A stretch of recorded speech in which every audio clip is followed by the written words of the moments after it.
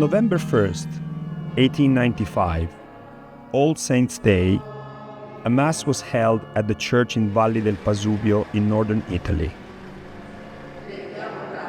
To pray for the departure of local families as they prepare to immigrate to the Sunnyside cotton plantation in Arkansas.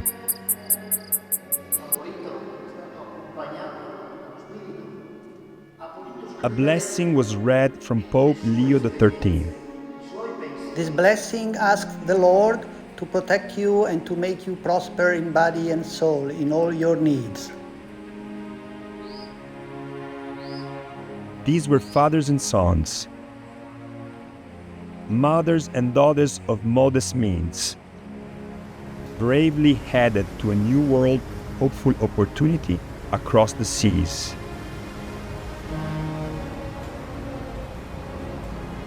My name was Father Pietro Bandini. I would soon join them as parish priest, for I had longed and dreamed 1,000 plans to form a stable and well-off Italian community in America. But the dream became a nightmare. The work was hard and unfamiliar, and the water was not clean. Malaria from mosquitoes made us sick, and too many died. I heard their cries from the cotton field. And so, without financial means, and throwing myself into the arms of Providence, I escorted 43 families to the Ozarks, where we founded a new community, Tonytown. My flock built a church and lived in abandoned farmhouses and began planting vineyards. That first summer, after a long winter, surviving on whatever we could find to eat and cobble together, we celebrated with our new friends. Everyone at the time was thinking that America was the land of opportunity.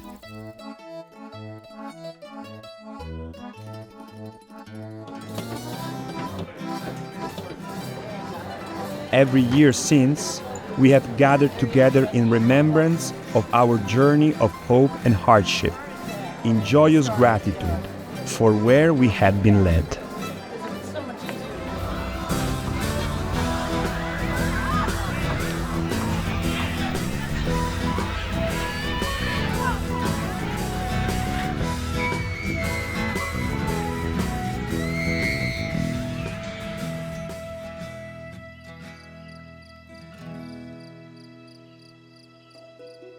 It did not seem as though I came here for a lesser career, for the story of this little place was so big, it would become our destiny.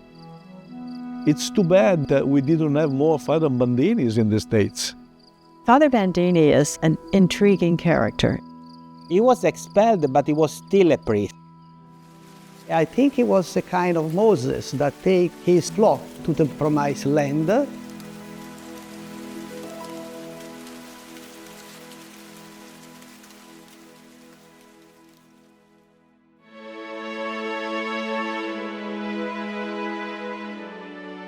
I, Pietro Bandini, was born on March 31st, 1852, in Forlì, Italy. When I was 15, I clearly heard the call of the Society of Jesus for the salvation of my soul and that of my neighbor. Pietro Bandini was from a rich family of Forlì, a landowning bourgeois family. I am Paolo Poponesi, and I am a writer from Forlì. I am an author of a biography of Pietro Bandini, a missionary and great help for Italian immigration to the United States. I Gesuiti gestivano il seminario di Bertinoro. The Jesuits ran the Bertinoro Seminary, and it was famous for its excellence in the education offered to the students. For this reason, Bandini joined the Bertinoro Seminary. I began my seminary studies to become a Jesuit, promising to obligate myself for the greater glory of God as He saw fit. I was ordained a priest. I became a teacher, a chaplain, and then established a congregation for boys and girls in Vicenza, Italy. At the age of 31, I volunteered to become a missionary in the Montana Territory in America, where I performed religious services and studied the English and the Indian languages. Bertinoro Seminary traditionally had Jesuit teachers who had served as missionaries in the American Rocky Mountains. This probably motivated Pietro to follow in their footsteps to do the same. We have a new missionary who just arrived here. He is Father Bandini. Everyone admires him. This good father is a musician and is working to form a group of artists among our children. He will succeed because he's full of zeal, and our little men are showing unexpected talent. EX de Rouge, December 1883. Living in a tent, I opened a school for 25 children on the Crow Indian Reservation. We built a church with hopes that these poor Indians would become good Christians. I tried to make my school more interesting by teaching music, and I started a boys' band. What we see from the Jesuits in this era is deep concern that as the federal government kills all the buffalo, that they are doing this to deliberately starve Native Americans. And the Jesuits are watching this. They aren't Americans. Most of the Jesuits out there are Italian. Bandini veniva da una disciplina. Bandini came from a Jesuit training that was very strict. It may have contradicted his own personal nature, that of a person who was impulsive, who thought independently, and was strong-willed. And this probably, not only with the Jesuits, was a source of their reactions and judgmental feelings toward him. I was told to leave the Rocky Mountains mission and was called back to Italy in March 1889. I had hoped I would not be detained a long time in Europe, so I could come back soon to my dear Indians. I am Matteo Sanfilippo and I am full professor of modern history at the University of Tuscia, and I am also the director of the Scalabrinian Historical Institute in Rome. Bandini was working in a number of small missions for native peoples, and he had problem because he was losing money. I mean, he was investing or he was asking for money for a school, for other buildings, and he was sent back to Italy.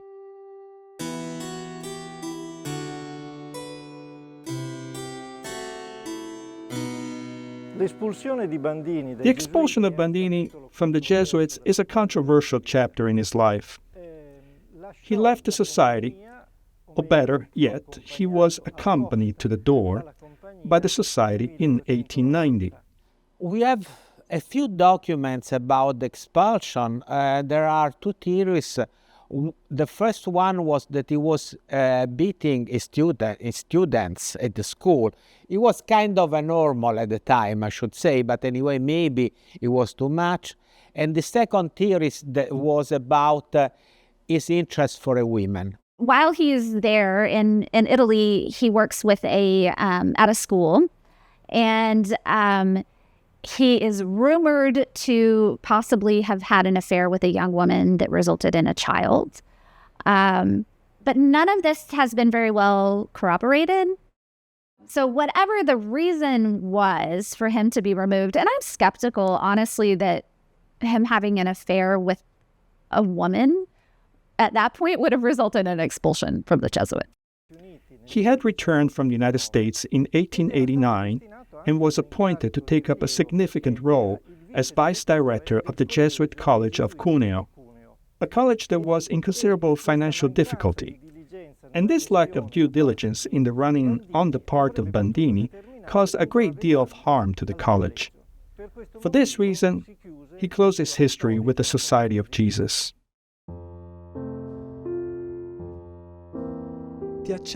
I accept you into my congregation and assign you to live for New York, to establish a branch of the Immigrant Aid Society I founded in Italy. Padre Giovanni Battista Scalabrini. Scalabrini era un vescovo italiano. Scalabrini was an Italian bishop, specifically the bishop of the Diocese of Como. And Scalabrini met the great phenomenon of Italian immigration. He was unnerved by the urgency and necessity of guaranteeing some kind of assistance to the Italian immigrants headed to the different parts of the world. And so he was looking for someone who already knew the United States and also proficient in English. And so this is why he accepted without problems and without checking Bandini. Scalabrini and Bandini had a kind of an agreement, and Bandini was accepted for 5 years. He had to work for 5 years for Scalabrini. March 21st, 1891, I boarded a ship destined to establish a landing for Italian immigrants. After arriving in New York, I avidly studied plans for proposed Italian colonies. He's an interesting person because he wanted to be a parish priest, which seems so, I don't know, simple and humble, but that's what he wanted. Instead, he's in New York. He is very concerned about the well-being of all the Italian immigrants who are coming through Ellis Island, and some of them being mistreated, unable to find housing, unable to find jobs. And so he becomes a leader in a charity to attempt to help them. And according to one source I've read, he found jobs and homes for about 20,000 of them in the time he spent in New York.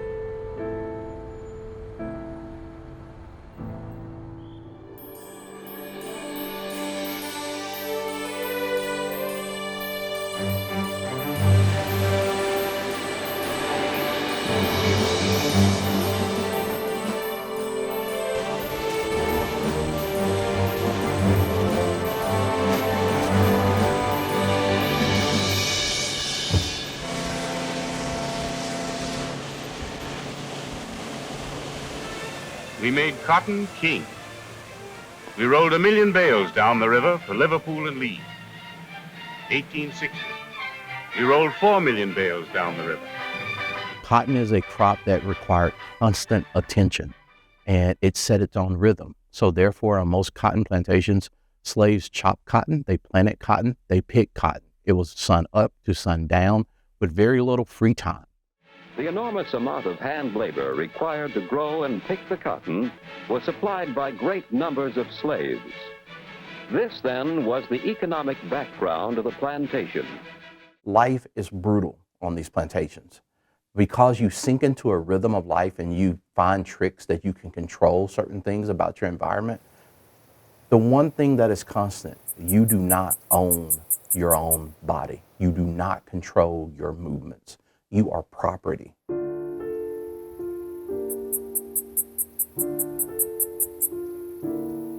Sunnyside was a mega engine of economic prosperity for the South. It was one of the largest plantations in the nation. It had over 500 slaves, and cotton, king cotton, was its source of revenue. In fact, cotton comprised 57% of all agricultural exports in the United States of America. Total exports, not just farming exports, but all exports. Great changes in the plantation system occurred during the Civil War.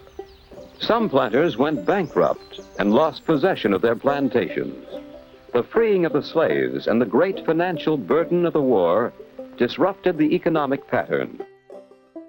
In the South, by the early 1890s, the populist movement has failed, and the black farmers and white farmers who thought that they could get better conditions, there's no possibility of that. Their party loses out.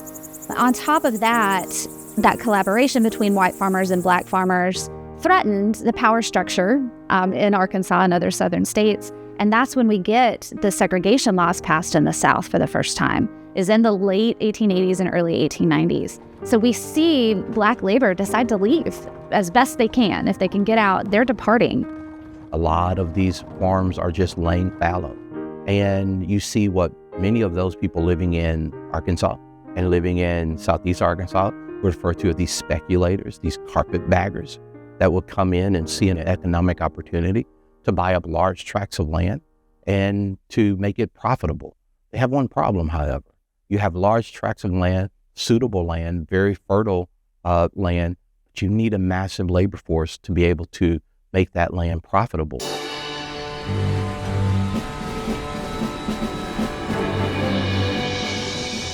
Austin Corbin, a very complicated man, wealthy, railroad baron, a speculator, anti-Semite, also curiously sort of anti-immigrant.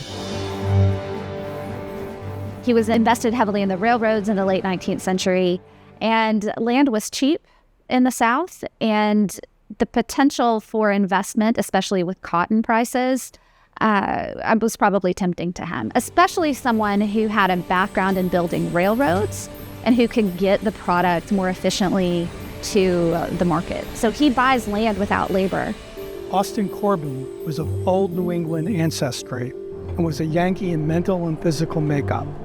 Though successful as a lawyer, Mr. Corbin did not practice law. He organized the National Bank and came to New York with a considerable fortune. One distinctive thing about Mr. Corbin was the fact that he was always a builder.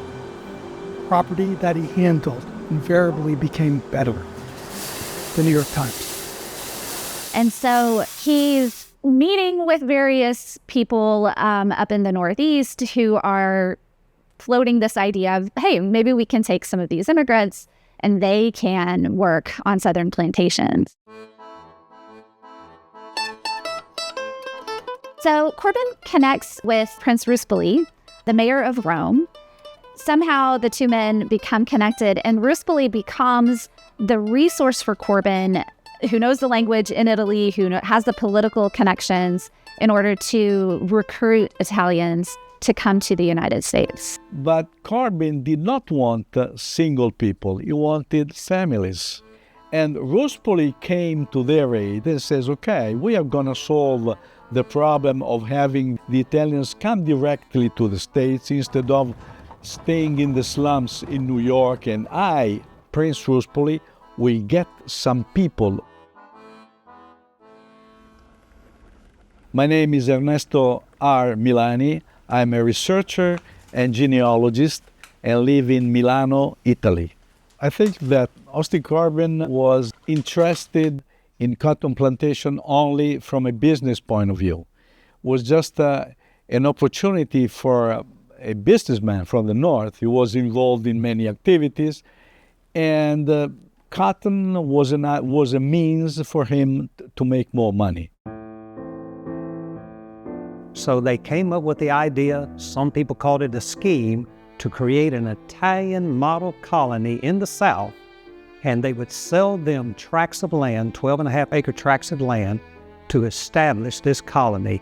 And the plan was to bring in 250 families beginning in 1895, and from there they would set up a workforce that would resurrect one of the finest plantations that ever existed. The big question is, why does he need labor so much? Why is he so desperate for labor? Why is he going to turn to Italian laborers? Because African-American laborers don't want to work for this Yankee from New York. So Bandini is there. He has offices near Battery Park where Italians are arriving. Within a year of his arrival there, Ellis Island opens officially as the federal immigration station.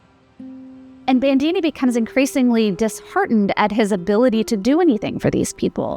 In 1894, he testifies to the New York State Assembly about conditions that Italian immigrants are living. And children are exploited, the tenements are too crowded, there's a moral decay occurring because people are so crammed in. And you can see that how connecting with Corbin and this opportunity that Corbin is presenting, at least at Sunnyside, would appeal to Bandini. It is possible, in fact probable, that they recruited immigrants from northern Italy because they were lighter skinned, and they thought that they would face less opposition to bringing in light-skinned Italians. This is at the height of outmigration from Italy, and especially northern Italy.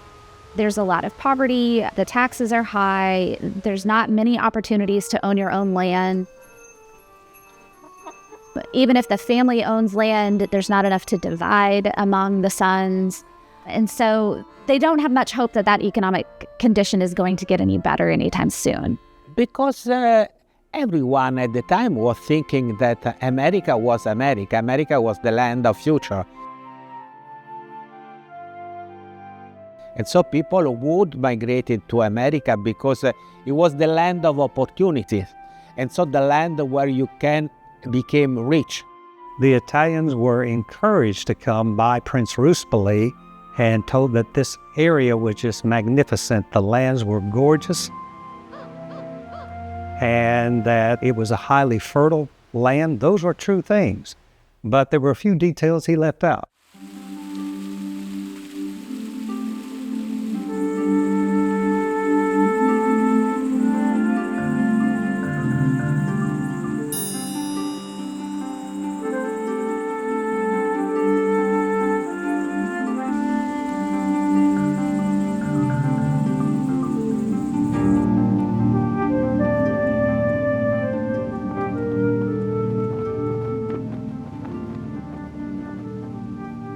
My name is Stefania Pezzelato. I live in Valle del Pasubio, which is a small town closer to Requaro Terme, and my family immigrated to Arkansas. They were quite poor, and so life was quite hard for them. We are reaching the Prealps. In Requaro, the mountains of the Requaro area are called the Small Dolomites.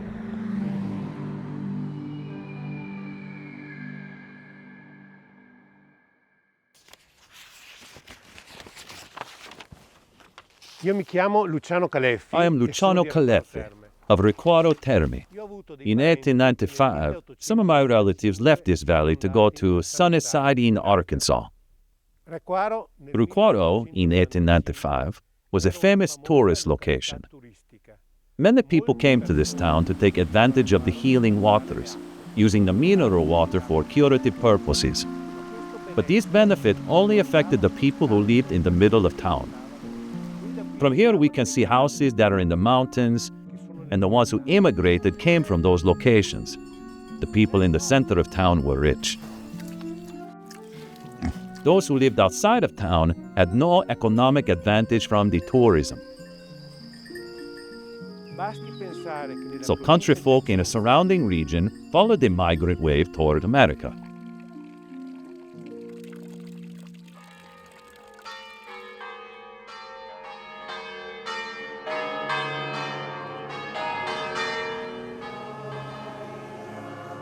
Among the group from Requaro and Valle del Pasubio, residents that left, they were leaders, people who motivated the rest of the group.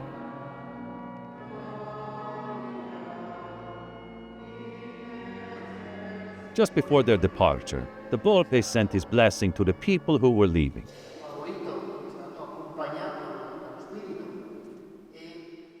The Volpe blessing was read at the All Saints' Day Mass on November 1st, 1895.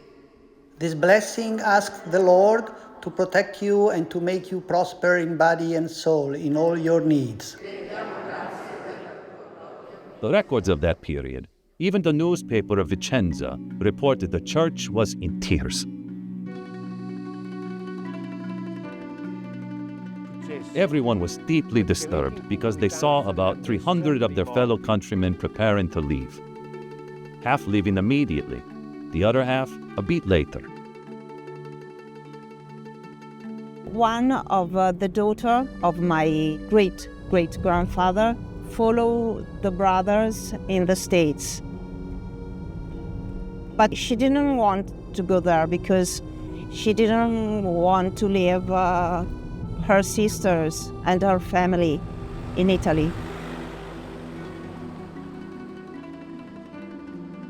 There was people chosen within the family to come to America. The case was with my grandparents on my mother's side. The family, they had a number of brothers and sisters, and they drew straws to see which brother got the shortest straw, and that's how my great-grandfather came here to Sunnyside, because he drew the shortest straw. He didn't want to come. By contrast, my grandfather Giuseppe Borgononi wanted to come, and he came over alone at the age of 14, wanting to be a part of this great American dream. These settlers, when they had left their towns, especially those of Ruquaro and Valle del Vesubio, were full of hope. They'd been promised many big things. Promised to become masters of their own land once they arrived in America.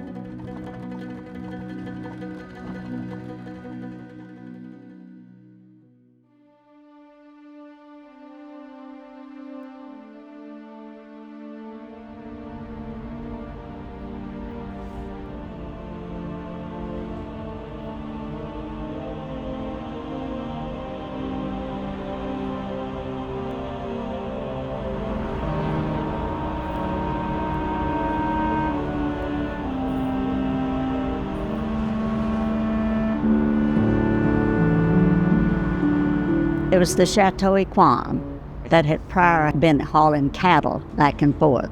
So they really had a nice way to come over, having had all of the smells and occupancy of what animals had been on. I am Elizabeth Libby Olivi Borgononi. I am the daughter and granddaughter of Italian immigrants who came to Sunnyside in 1895. And I am your son. And I am the grandson of Italian immigrants that came to Sunnyside on both Daddy's side, the Borgononi line, as well as your line, the Olivi line. Right. And you have interviewed many of the individuals that actually came over on that journey. Most certainly. And how did they describe that? Was it like a pleasant ship voyage of a cruise?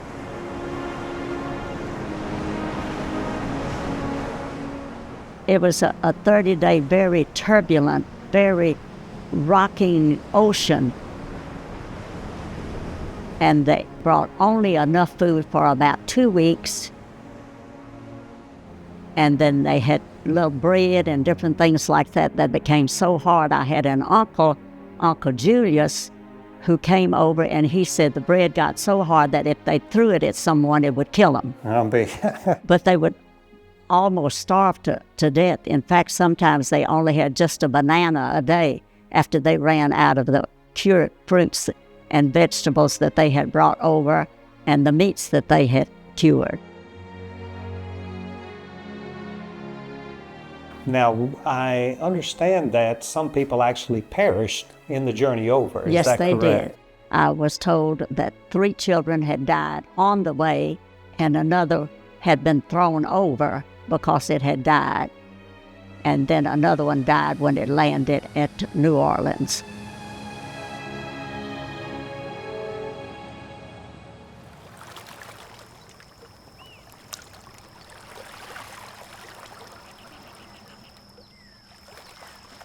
We are standing at the Sunnyside Landing.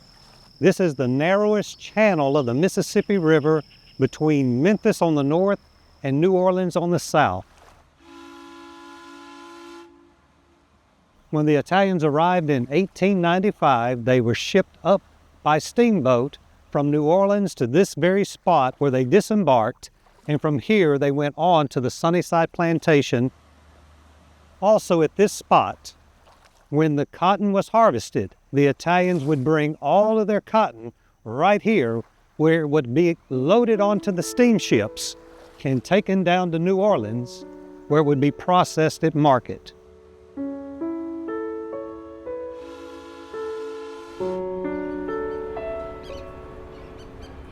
So when they arrived with that faith and that optimism and trust in God, when they arrived, They were quite excited about what they saw, their houses. Yes, exuberant, because they were going to own land, something they never could have in Italy. They were only tenants for the aristocracy and the people that had lots of money and owned lots of lands.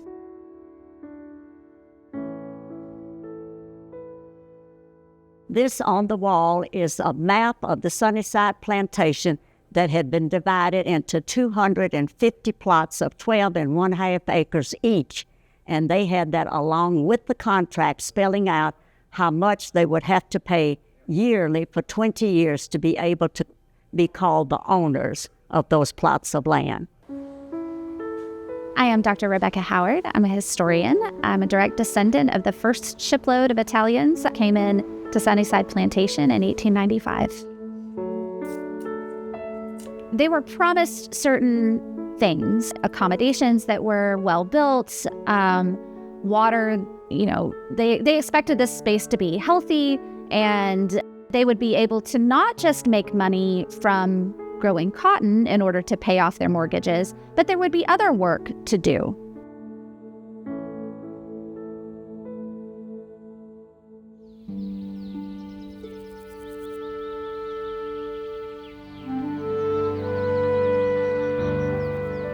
November 29, 1895.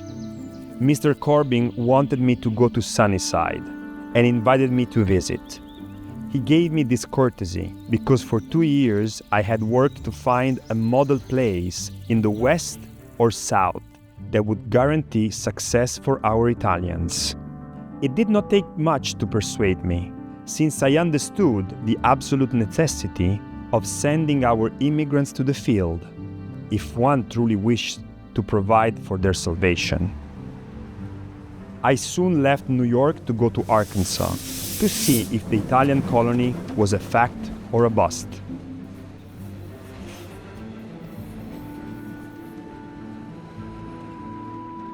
So when we look at what Bandini meant when he said, "I want to start a colony for Italians," he too is thinking this rural space where we've got each family able to be economically independent through agriculture around a church and a school, and that he gets to be the center of, because I do think that appeals to Father Bandini, then that, in his view, I think becomes the solution to some of these issues for Italian immigrants in the United States.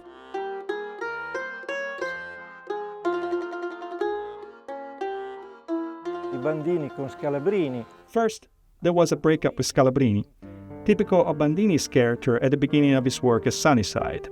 Because right in the middle of the work with the San Raffaele Association in New York, Bandini decided to leave everything to go to Sunnyside.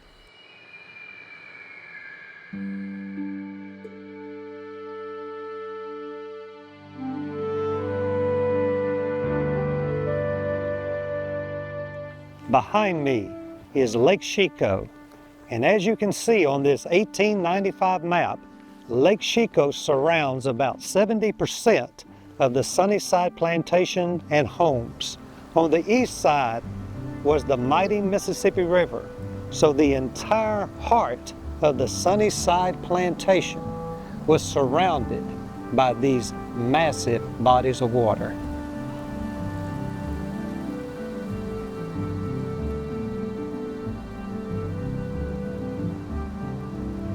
On one side rose the majestic Mississippi River, plowed by large steamboats and sailing ships full of goods and travelers.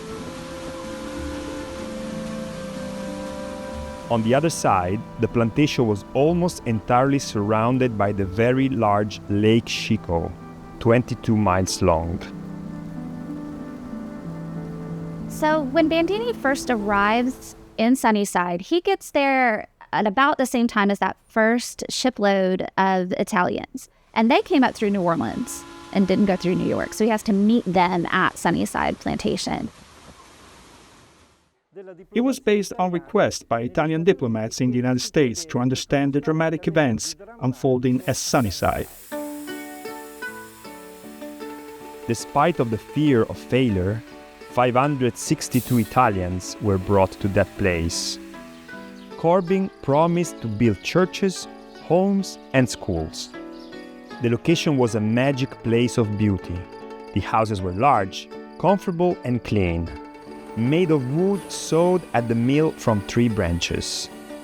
They were painted in white and made a beautiful contrast to the woods around them. Inside, there were tables and beds, a luxury for peasants who never had them in Italy. The good families were all satisfied. The health of the colonists was good and none were seriously ill. No one recalled seeing any flooding. In fact, all the land of Sunnyside were provided with very high dikes to avoid flooding. Everything was proceeding with universal satisfaction, and no one doubted that in a very short time, Sunnyside would become a thriving Italian colony of thousands of families. But then came the sudden death of Corbin. He did not leave any disposition for the colony, and there was an unwillingness of Corbin's heirs to continue with his plans. Just 7 months after they arrived in June of 1896, Austin Corbin is killed in a tragic carriage accident. So now the leader, the great visionary, passes away. Just a few short years afterwards, Prince Ruspoli also passes away. And now the colony is in the hands of the heirs of Corbin, who really didn't have a big interest in the South. I think Corbin, at least partially, viewed this as a philanthropic moment to make himself look good in the papers, because he was often not portrayed well in the papers. But once he's gone, his heirs are just, this is about making money. We don't care if we look good in the papers. And so they aren't interested in fixing anything.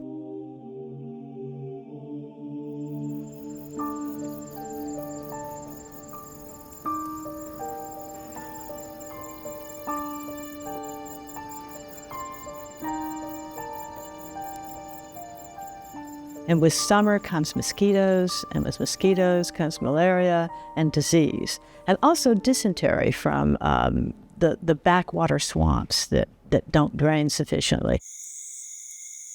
Malarial fever, which cut down numerous victims, placed such confusion and fear in the colonists that many fled in a disorderly way. Those who trusted the land agents were miserably robbed and betrayed. But quickly they realized that this was not the kind of place in which to live. Imagine that at Ruquaro, Valle del Posubio, Torribo Buccino, Pusina, all villages nearby are places with the best water in Italy. These settlers went to live in a place where the water was polluted. Drinking that water was poisonous. They are drinking the rancid water out of the swamps. They don't have cisterns. They don't have shades on the windows to keep them from the mosquitoes. These Italians are not as what they call seasoned. If you've lived in a malarial climate for a while, you've gotten it and you've sort of fought it off. But if you've never lived in one, you are ripe for a bad case of it that could very well kill you, and that's what was happening to them. All of them had been sick. In fact, Bandini had become sick, as he reports in his writings, 3 times, and he even mentioned to near the point of death. I have been seriously ill and have not been well since July. The number of sick is slowly increasing. 72 are buried, 28 adults and the rest children, compared to 56 births. In fact, at the Sunnyside Cemetery, we know where the graves are, but there are no names because the people didn't even have the strength to chisel anything on the markers. We don't even know how many really died. Father Bandini spoke of 15% dead, but only in the first year. It was a terrible affair. Terrible.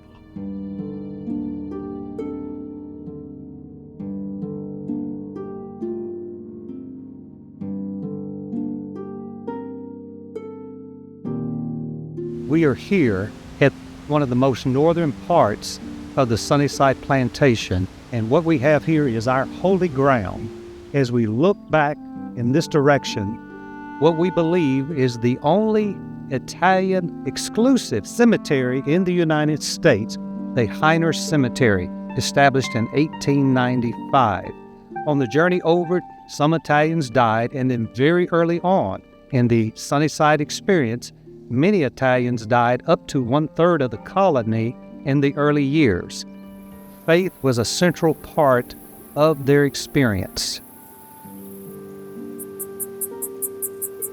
If the new owners had been more favorable and less demanding, and had followed in Corbin's footsteps, perhaps the colony of Sunnyside would have prospered.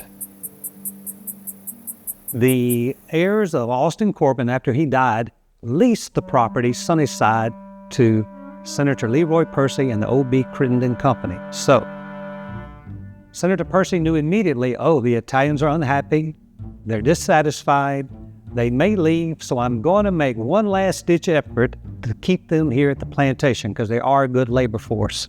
So he goes in and talks to them, he hears their complaints. So Senator Percy says, okay, I've reevaluated everything, and this is what we're going to do. I'm going to take back all your contracts. The 12.5 acres you bought, you no longer have. I'm ripping your contracts up. You're going to stay on the plantation. You're going to work for the price we tell you, and you're going to have to pay for your priest. You're going to be charged a flat 10% for all of your supplies, and if you don't like it, you can leave. They couldn't have chickens, they couldn't have livestock, they couldn't have anything except cotton. They had these little pieces of paper when they landed in New Orleans that said they had title to some property, but according to officials, it was worthless. When they get there, the deal wasn't the deal they thought they made. They not only owe the passage, which they're going to have to pay off out of the meager profits they make, there are charges for virtually everything. Their implements, the mules they use, the houses they inhabit, the medical care that they get. This is a cotton crop final tabulation of the 1896 first cotton crop on Sunnyside Plantation. A lot of the people did come out with a little bit of money at the end of the year, and some of the people did not, and they were charged 10% flat interest no matter if they borrowed money January 1 or December 31. They were charged 10% flat interest on everything they bought, used, borrowed, and had to have to make a crop. Ledgers were kept on each Italian of how much money was loaned to them, and that money was loaned by a new currency that was created called Sunnyside money. But if one of the Italian farmers had borrowed some of that money, now they were in debt. But also if they had the idea, well, I can just break away and take this money with me and maybe move to a different city or a different locale, that money, it was worthless anywhere else. So instead of making money, they're going deeper in debt. So instead of becoming landowners, they became sharecroppers. And the way it works is a sharecropper, you are paid a share of the crop. You don't even own the crop. You have no ownership of the crop at all. So you work all year, you cultivate the crop, you produce it, you harvest it, and then you turn it over to the planter. And the planter processes it, sells it, and then tells you what your cut is. These people were deceived. Most of these people couldn't even couldn't write. They don't have money, so they knew very little about what was going on in the world. And you have signed a labor contract, and sometimes a labor contract that you couldn't even read. Sharecropping is never owning your own land, and the underpinnings of sharecropping means you will never own that land. It is a system that was designed to keep you indebted, It was a system that was designed to keep you on that land, and it was designed also to extend credit to you at exploitive interest rates.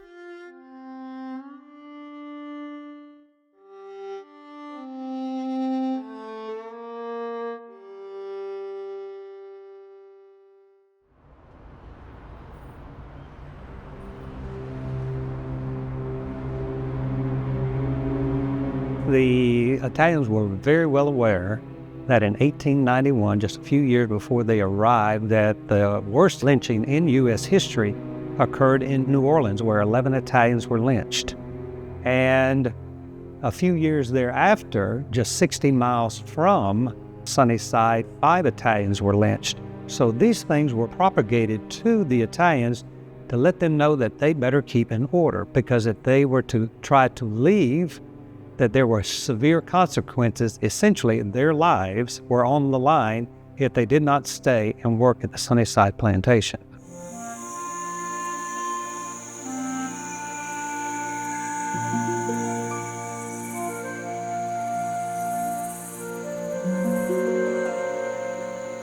A good number of families gathered around me, begging me not to abandon them and to escort them to a healthier place, where in some way they could make a living. We had to plan a move to prevent a furious exodus. Besides, the climate of the plantation could not be remedied. Father Bandini has had enough. People are dying, people are sick, people are broke. They're not following the American dream he had in mind or they had in mind. What I think is really interesting, too, about Bandini's choices at that point, he's looking around and he's saying, my first attempt at a colony is failing. And he does not say, okay, well, then let's go back to the cities. He's not embracing that at all. He could have taken them down to New Orleans. He had a bunch of different options, but he remains committed to this agricultural experiment. And so they start looking for other options. The only hope to save this effort that could be offered at Sunnyside was to move to a new location, which would be better suited. Bandini researched this potential location with the idea to continue the original agricultural project, and he found a location in the foothills of the Ozarks. For me, already 3 times seriously ill, to engage myself in escorting many families to a new land without the financial means to purchase it, placed an unbearable weight of responsibility on my shoulders. Yet, these families could have easily fallen into the hands of cruel people who would have completely ruined them. That mattered to me more than any other consideration. Throwing myself into the arms of Providence, I chose to go with them. None of the Italians could agree on where to go. They just fought among themselves, so they started splitting up. Bandini took the biggest group to Taneytown.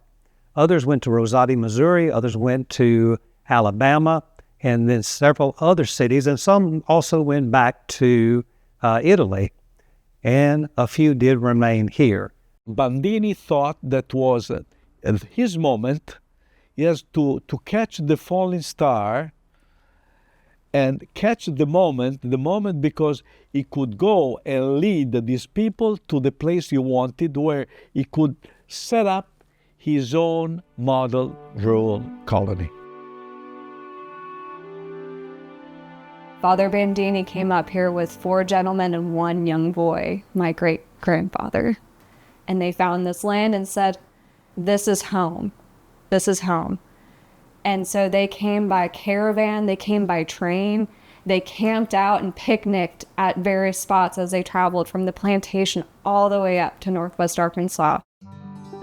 43 families went all together to the Ozark Hills in northwest Arkansas, a place known for its healthy climate, rich land, very good waters, and living springs.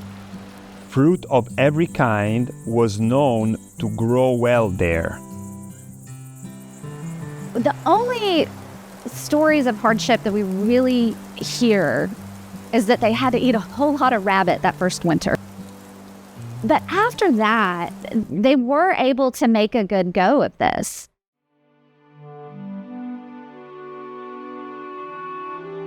We called our new home Tonti Town, thus resurrecting from history of glorious Italian name, Tonti, the lieutenant of La Salle in the Americas, who founded the first colony in Arkansas in 1686. No county, no town remembered this name. So, it fell on these Italians to recall the glorious memory of their fellow citizen and to bind to his name the fates of a new town risen in his memory. E il nome è un po' curioso perché The name is a bit curious because Bandini is careful to make a connection with traditional Italian identity. He discovers an historical detail that Italians don't even know of an Italian explorer by the name of Henry de Tonti, who, following La Salle's explorations at the end of the 17th century, was the first white person to enter into the territories at the end of the 17th century. After long difficulties, I succeeded in purchasing about 800 acres of land, mostly wooded, to be paid by installments and at great intervals. The first houses were improvised, with 3 logs, rough tables and mud. Their extreme modesty did not keep some from assuming grand names, such as that of Roman castles, given to those of more pretentious appearance. The space that they selected in Tawny Town, a lot of the land was unoccupied. People had lost their land in the Depression and the Panic of 1893. This land was cheap. There was a lot of it available, and they were able to get mortgages in their own names. So I think that's a critically important factor for Bandini. He is very focused on economic independence. He doesn't want anybody to be able to tell them what to do.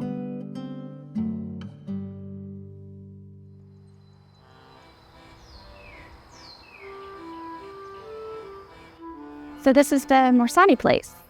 Yes, we believe it was built by Adriano and probably his brother. They were part of the original group that came up to Tawny Town with Father Bandini. The house, when you look at it, you can tell it was built in probably a couple stages. The bottom half being probably early 1900s. The deeds I found show that they took over ownership of this property, this homestead as it would have been called, in 1909. But the upper half is very, very clear and similar stone that was used for St. Joseph. What I've always loved about this house is you can see the Ozark rock to it, but the style of it and the concrete usage looks different, right? Yeah. It's got Italian origins on it. So we'll walk you through. This is the cellar. Wow. As you can see, the ceiling's vaulted, right? And we got hooks up here, got hooks several places. This is where they would have slaughtered the hogs. This is where they would have kept all of their food, kept some of the animals even. Nice and cool. Yes, nice and cool. Bars on the windows for when they were making wine and bonded. So this has even more of that kind of distinct line to the ceiling.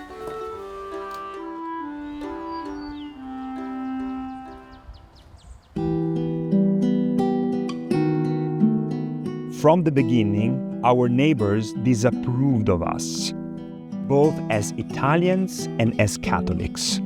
With relentless persistence, they molested us with nightly stone throwing and gunshots. And they're met with the same suspect and nativism that they were met with in southeast Arkansas. So although they had moved about 4.5 hours north, the social environment had not changed a great deal. And they worship what many people say the Pope. They had this religion that many people did not understand, nor did they care to understand. So there was a pushback. There was a careful eye watching them. On a Friday night, having saturated the wooden walls of the school with petroleum and other flammable materials, they set off a fire with matches. The attempt did not have the desired success, since the fire spent itself after having blackened the walls up to the roof. I preached to the Italians in our language on the theme of the day, and then, addressing the Americans, I began to speak. Brothers, for some months, you assiduously and in a large number attend our religious services. For we are new and mysterious. You should have been able to convince yourself that our Sunday assemblies have no other purpose than to give thanks to God. I brought Christian families to these hills, fearing nothing from the well-renowned, cordial American hospitality. Observe this growing colony, and you will see our band of men, both young and mature, is large. They obey the law and have been instructed in the use of weapons. They are the ones who from now on will defend our property.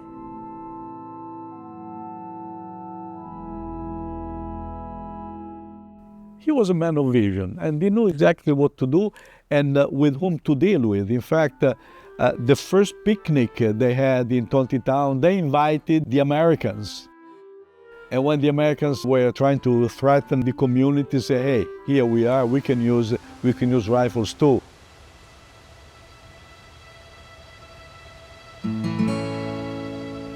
The colony emerged from its first trials, replaced by peace and harmony.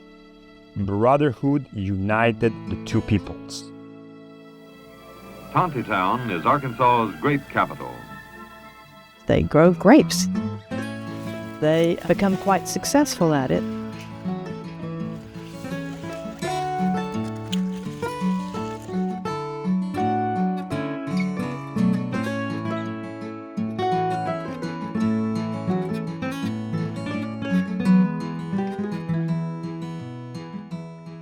The first Italians found this area to be very suitable to grow grapes.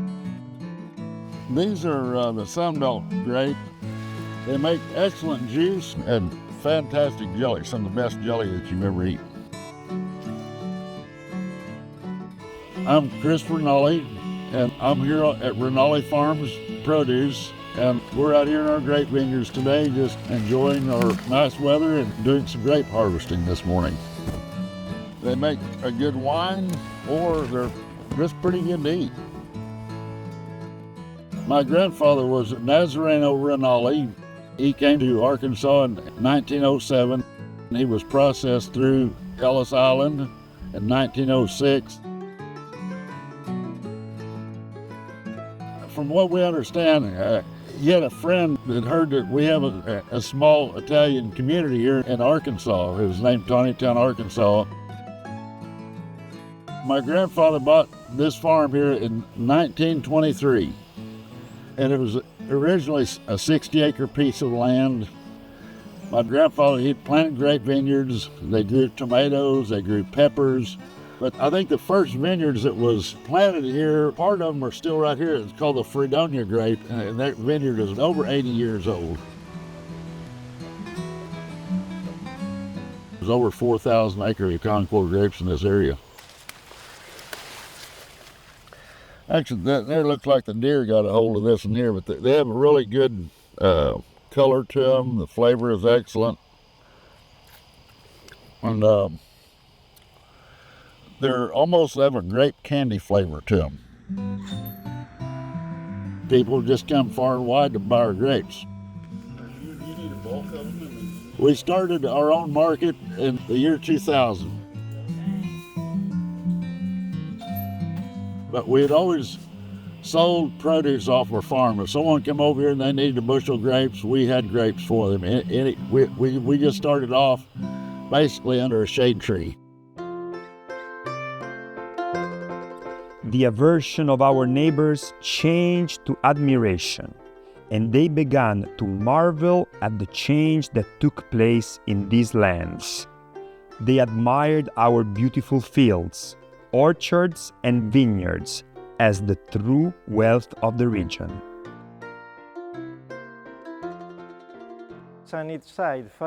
Sunnyside failed because it completely lacked any organization or planning, something that Tonytown did not lack. Tonytown, objectively, with Bandini as the organizer, emerged successful. Bandini was absolutely the boss of everything.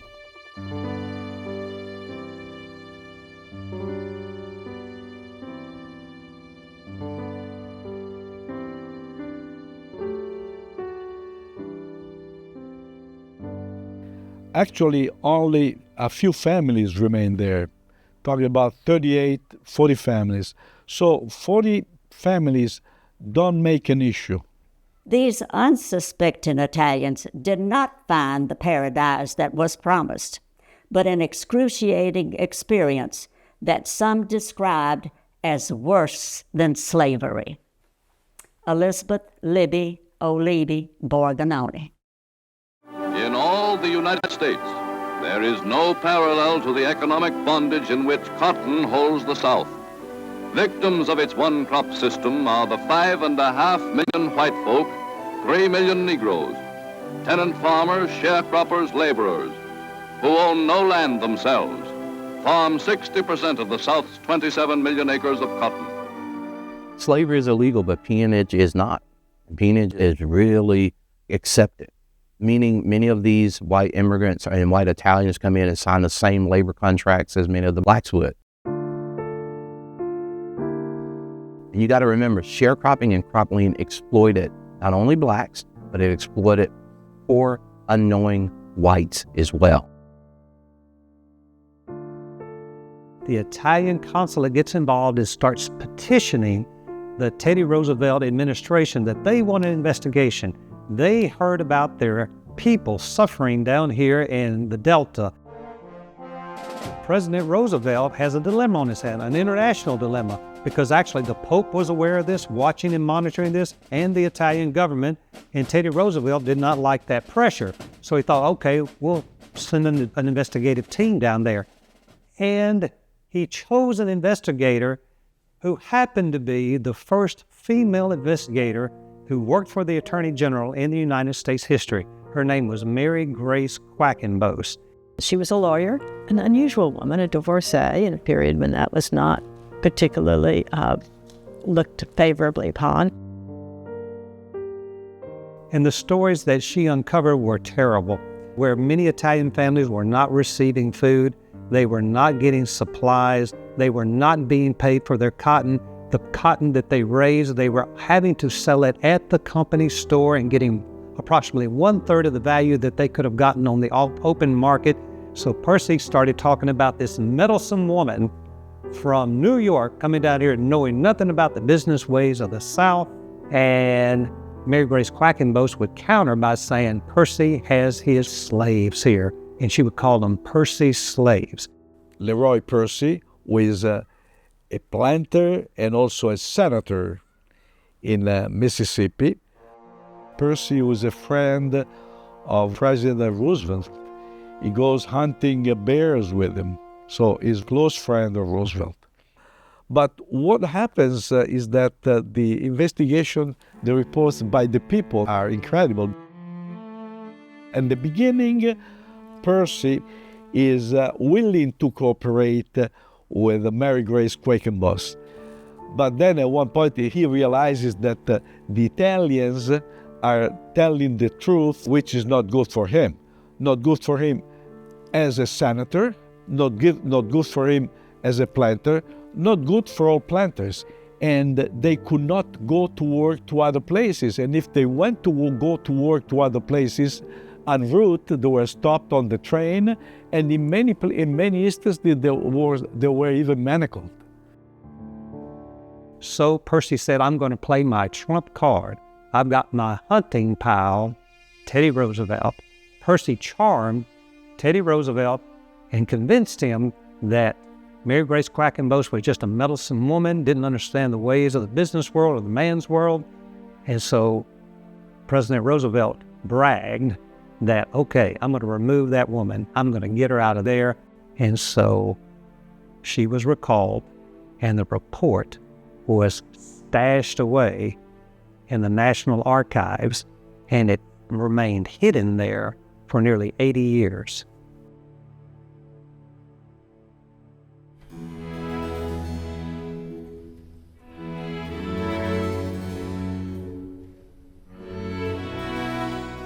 Una caratteristica di Bandini. One aspect of Bandini is that he was always able to develop important relationships with people at the highest level. These relationships he bent in favor of those who helped him, seeking resources and legal assistance that permitted him to do what he wanted.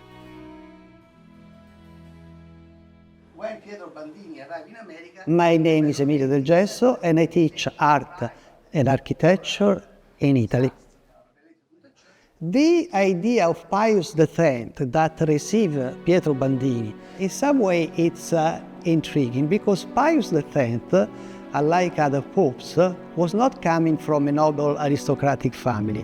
When he was a child, he was very, very poor, so much that the legends say that when he was going at school, he was going barefoot, walking for a long distance, in order to don't damage the shoes that would kept on the shoulder and then wear when he was in class. So this in some way could explain why Pius X was very much sensitive about the experience of Pietro Bandini, because at the end he was taking care of poor people.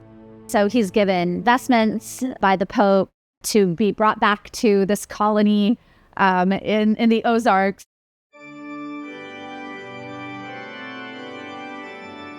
Bandini wears those very proudly. We have photographs of him in those vestments. He's baptizing babies in these vestments. That's really significant.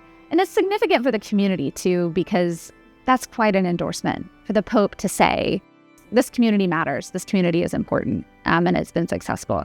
And for Bandini, I think it's validation.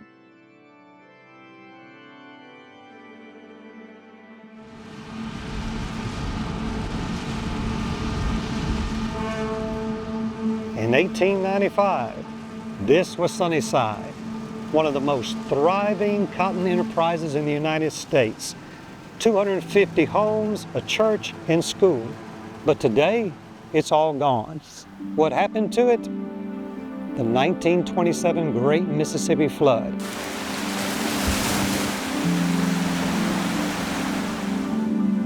The Mississippi claimed her valley. She spread her arms over thousands of acres of land. She left farms ruined. It wiped out the crops. It destroyed the homes, and many people were displaced. After that flood and the waters receded, a decision had to be made. Do we rebuild or do we plant more cotton? Well, that decision was made. Plant more cotton.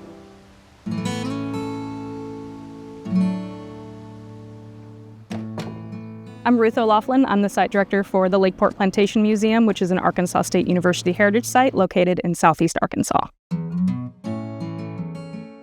Lakeport Plantation is located south of Sunnyside Plantation on the Mississippi River in southeast Arkansas. Lakeport was about 4,000 acres in 1860, with about 2,000 acres being farmed, while Sunnyside Plantation was over 12,000 acres with just under 4,000 acres being farmed. So it's very easy for us to be mistaken for other plantations. We are the last remaining antebellum home on the Arkansas side of the Mississippi River. So a lot of folks will be doing research and go, plantation southeast Arkansas, you are the only one, so therefore you are the plantation I'm looking for. And Sunnyside being directly north of us, it's very common for people to think that we were Sunnyside because we are so close to where they were.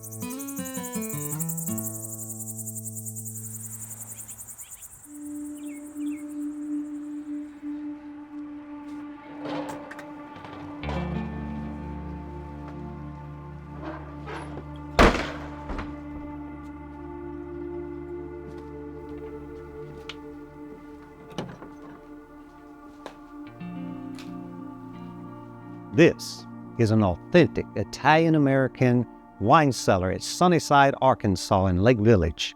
We're at the old homestead of Santo Rossini. This wine cellar was built over 100 years ago in 1922. Most Italians at Sunnyside had similar wine cellars. Life on the plantation was indeed difficult, but having this heritage brought back from Italy and their friends and family made life on the plantation much more bearable. The soil at Sunnyside was not good for raising grapes. So the Italians at Sunnyside had become very creative in making their wine. So they got berries from everywhere: blackberries, dewberries, strawberries, peaches, apples. And they would ferment that fruit in these actual barrels. And in this wine barrel from Santo Rossini, wine is still fermenting.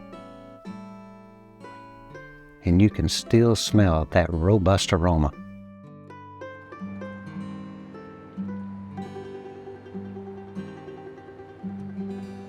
You have a group of people who have now settled there. And I guarantee you that some of them probably had acquired small plots of land. It became home for them. It became their stake in that version of the American dream. And so it doesn't surprise me at all that some did not move and some chose to stay and make a go of it around the plantation and around Lake Village. Though the Italians become more and more American and Southern, it meant the assimilation into a culture and an acceptance economically, socially.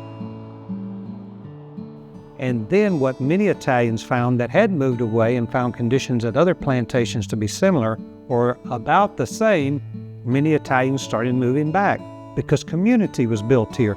They had a church. They had a priest from Italy. And then shortly thereafter came the Great Depression, and cotton prices bellied out. And when they dropped so low, the Sunnyside plantation again went into bankruptcy. And when it went into bankruptcy, no major farming enterprise wanted the land. So the land began to be sold for just pennies of its value. And at that time, the Italians who had worked the land pretty much as sharecroppers after their land contracts were torn up, many of them eagerly borrowed money to own the land that was formerly part of the plantation. Still, some people made it in Sunnyside. And one of the things is the fact that some future landowners had better land than others. And some of these people returned to Italy with money. So these are the ones who were also ambassadors to their neighbors. Okay, my friends, this is a cotton sack that I found in Mississippi, in Shaw, Mississippi. I went to several farmers and none of them had a cotton sack. All of them said, well, we haven't used one in years. Then I stopped at Nello Gasparini. And Nello Gasparini said, why don't you come tomorrow and we'll look for it? Maybe we'll find one. And all of a sudden, he takes out at least 5 or 6 of them. And they were all corroded. Then he takes out this one. And he says, this is yours. That was one of the best days of my life.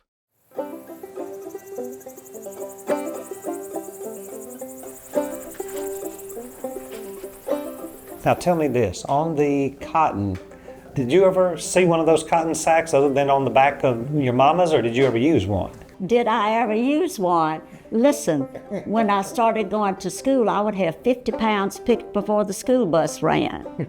When the sun wasn't even up, Daddy would wake us up. Okay, get up, it's time. And even if we hired people at $2 a day, we were in the fields 3 hours before the help came to help us. The Americans of Italian descent that had a contact with Sunnyside, they're just like any other American, actually a little bit stronger.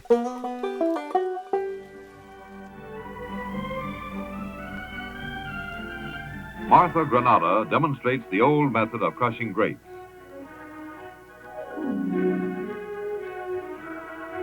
Huge quantities of spaghetti are prepared for the annual grape festival.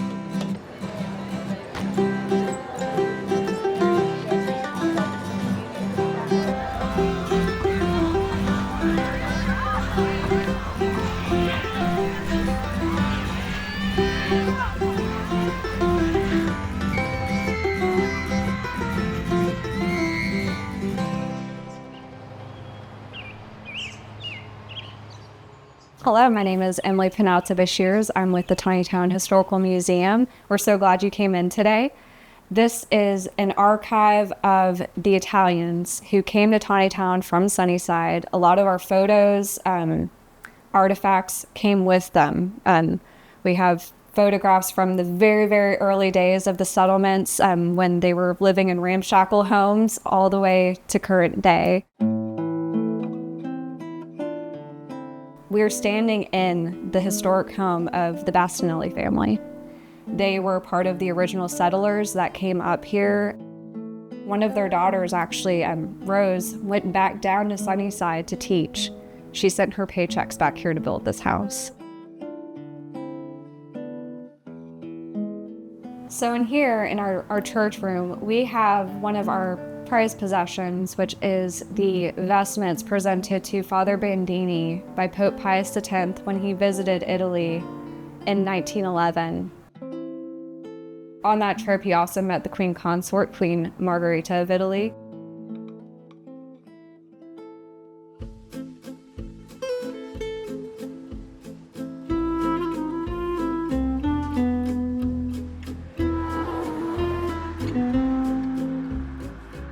As Tawnytown has grown, we're still reminded of bits of our past. When you go down a back road, you might see a vineyard randomly, and it's like, oh, what is that? Why is there a vineyard here? People who are moving here, they're coming to this place because it is such a wonderful town to live in. It's right on the outskirts of everywhere else, and you get a very small town feel.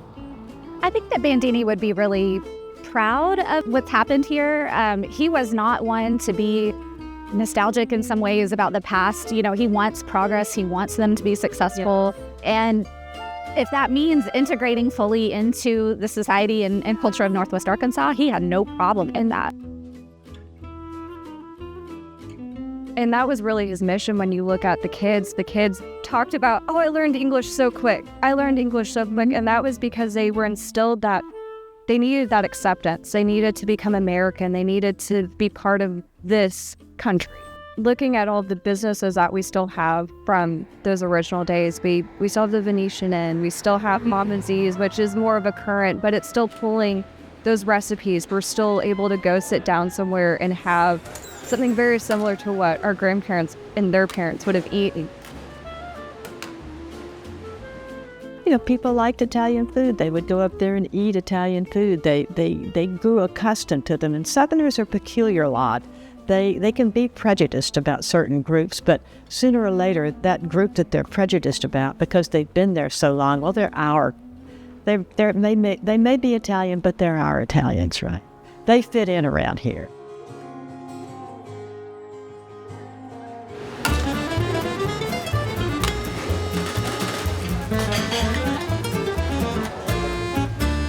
This is as authentic as it gets because we've been doing it the same since the late 1800s when they came to this town, and we're just carrying on the same tradition.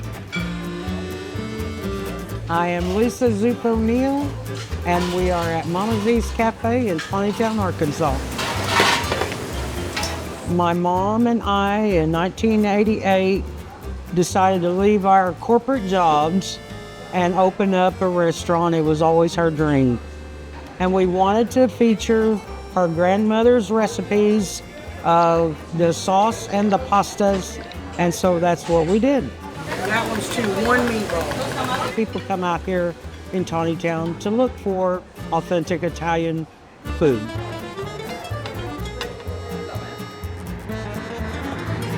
People drive by and see that it is not a chain, and they stop and explore, and that's what we get. We get to know our customers. We have regular customers that come all the time, and they love coming here because we interact with them. We make them feel a part of our family. Anything else I can bring you? No, thank you. Enjoy.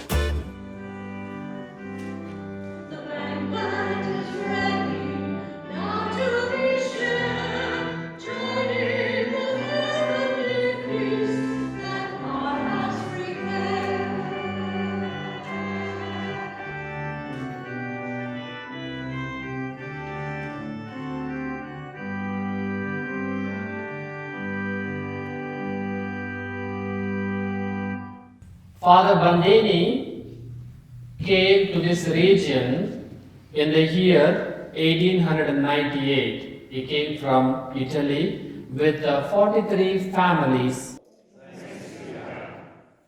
These Italians brought the most important thing that they had, and that was their Catholic faith. He bought around 800 acres of land, and he was a shepherd in caring for the needs of his people. And these same people, generations down, are still practicing that faith here in St. Joseph's Church here in Taneytown.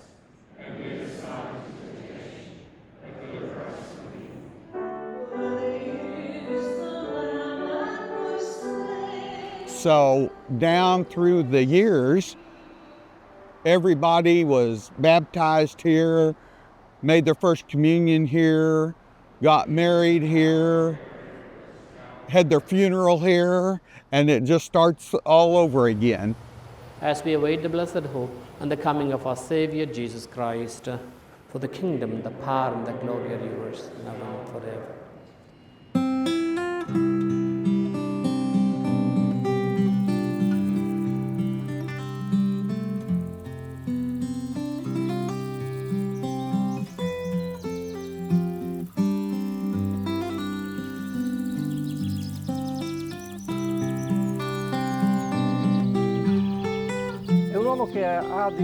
He is a man with faults, who follows his ideals, is impulsive, is opportunistic, is determined, and resists discipline.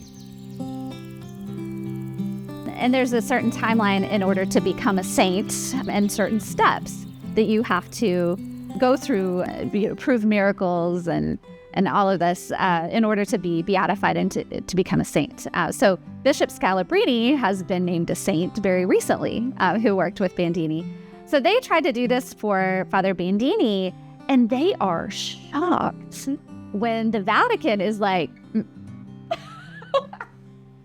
nope, no, not that one. Maybe he was not a saint, but who is a saint? I mean, just people canonized by the Pope. It's too bad that we didn't have more Father Bandinis in the States to lead the Italians all over the places. And it didn't happen. There were no Bandinis. That was the problem. There were no Bandinis. Thus, in America, Bandini is not an entrepreneur, but a man who constructs with his compatriots the destiny of a community. Thanks to God, Taneytown is still progressing. As their village priest, my heart was always with them. Father Pietro Bandini.